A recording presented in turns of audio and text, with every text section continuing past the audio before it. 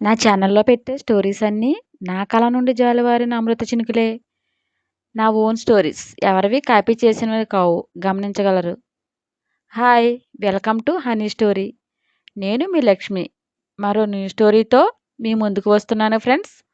అందరూ ఆదరిస్తారని ఆశిస్తూ. ఉగాది రోజున ప్రతి సంవత్సరం ఎడ్ల పందాలు నిర్వహిస్తారు. అమరావతి ఆంధ్ర రాజధాని సిటీకి పట్టణానికి మధ్య ఉంది ప్రస్తుతం. వరుసగా బారులు తీరి ఉన్నాయి ఎడ్ల బండిలు.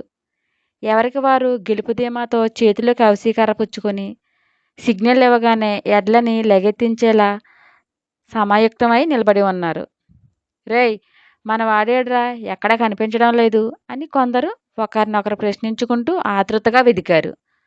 ఆగరా, ఇంకో 10 నిమిషాలు ఉంది కదా, వస్తాడు.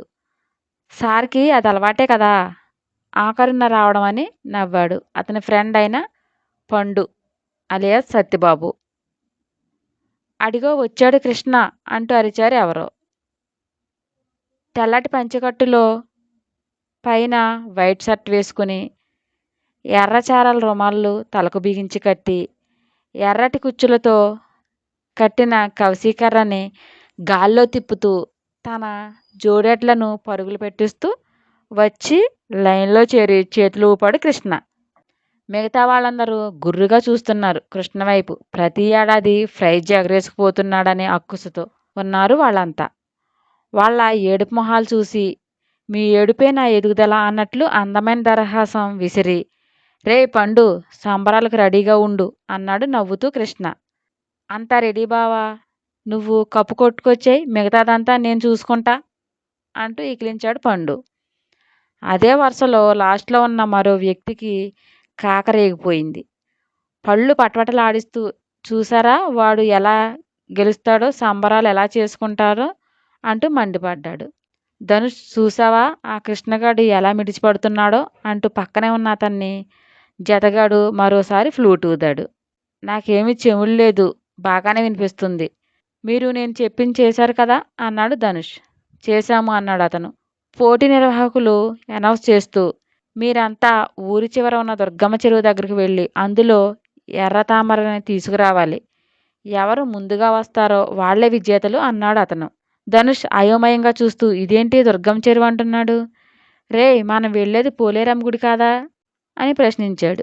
ఏమో ధనుష్, నాకు ఇప్పుడే తెలిసింది అన్నాడు అతను. ఏడవలేకపోయావు అని కసిరి, మీ వాళ్ళకి ఫోన్ చేసి చెప్పు అన్నాడు చిరాకు పడుతూ ధనుష్. నా దగ్గర ఫోన్ లేదు అంటూ బిక్కమొహం పెట్టాడు అతను. ప్లాన్ అంతా నాశనం అయ్యింది అని చిరాకు పడుతూ ఏం చేయాలో తెలియక తికమక పడుతుంటే అందరినీ అలర్ట్ చేస్తూ గన్ సౌండ్ వినిపించింది. సౌండ్ రాగానే అందరూ ఎడ్లను అదిలించారు.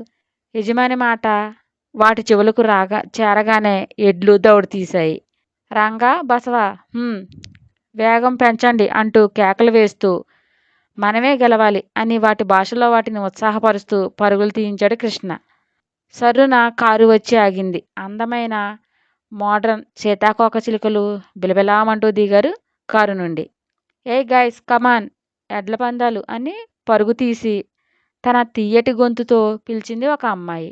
కెమెరా పట్టుకుని దుమ్ము లేపుతూ పరుగులు తీస్తున్న ఎడ్లని షూట్ చేస్తూ ముందుగా వెళ్ళే వాళ్ళను ఎంకరేజ్ చేస్తూ అరిచారు ఎగురుతూ. ఏ సత్య, అమేజింగ్ యార్, సూపర్గా ఉంది అంది ఒక ఆమె. పదండే స్టేజ్ దగ్గరికి వెళ్దాం అని. అటు చూడండి, ఆ బండి మా ఊరిదే అంటూ ఉరకలేస్తూ పరుగులు తీస్తున్న కృష్ణ బండిని వీడియో షూట్ చేస్తూ కేరింతలు కొట్టింది సత్య. కృష్ణ ధనుష్ పోటాపోటీన వస్తున్నారు.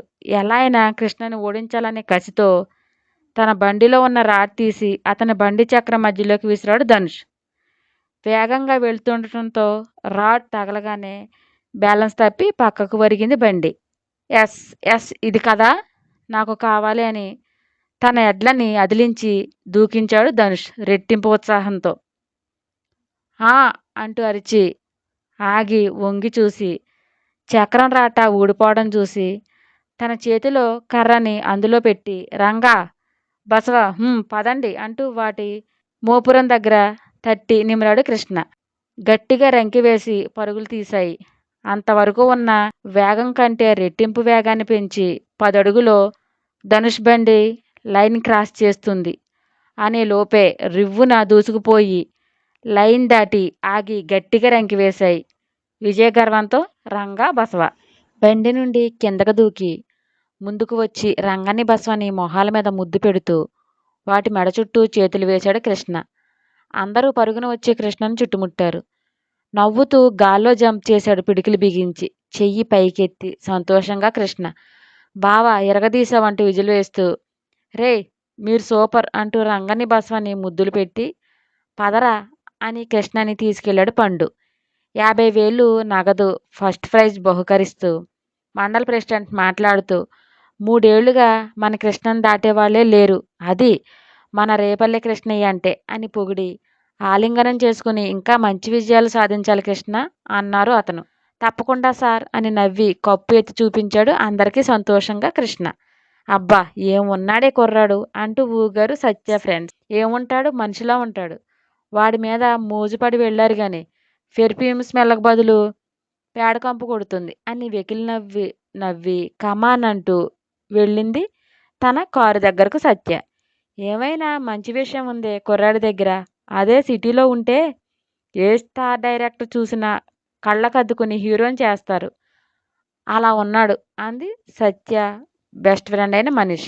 షడప్ వాడో వేస్ట్ గాడు, పైగా నిశాని అని వేలిముద్ర యాంగిల్ చూపిస్తూ, పొట్ట కోస్తే అక్షరం ముక్క లేదు, ఇలాంటి బల ప్రదర్శనలు అయితే బాగా పనికి వస్తాడు అంతే అని నవ్వి, చూసావా ఎద్దులను కిచ్చేశాడు, చి యాక్ అంటూ ఒళ్ళు జర్కిస్తూ మొహం వికారంగా పెట్టింది సత్య.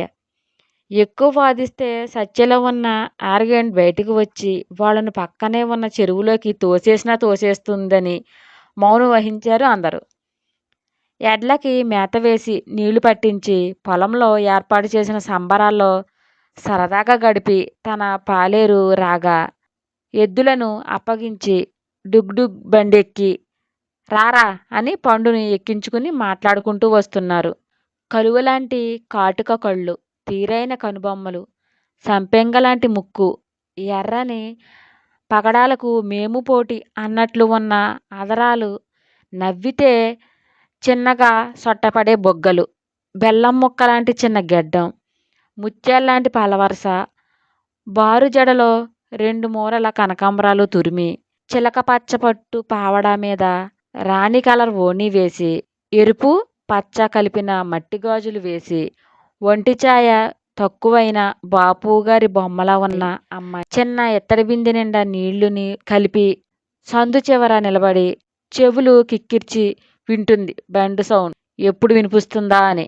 వీధి మలుపు తిరగగానే బుల్లెట్ డుగ్ డుగ్ వినిపించింది. వేగంగా కొట్టుకుంటున్న యద సవ్వడిని ఆపుకుంటూ కళ్ళు మూసి తెరచి గుండెల నిండా శ్వాస తీసుకుని బండి దగ్గరకు రాగానే ధైర్యం తెచ్చుకుని కృష్ణ అతి సమీపంగా రాగానే బింది ఎత్తి వేగంగా అతని మీద పోసేసింది. అతి స్లోగా రావటంతో ఒక చుక్క కూడా మిస్ అవ్వకుండా మొత్తం నీళ్ళన్నీ కృష్ణ ఒంటిని అభిషేకించాయి. అదిరిపాటుగా నీళ్లు పడటంతో ఉలిక్కిపడి బండిని బ్యాలెన్స్ చేసుకుని కాలు కింద ఆంచుకుని చూశాడు.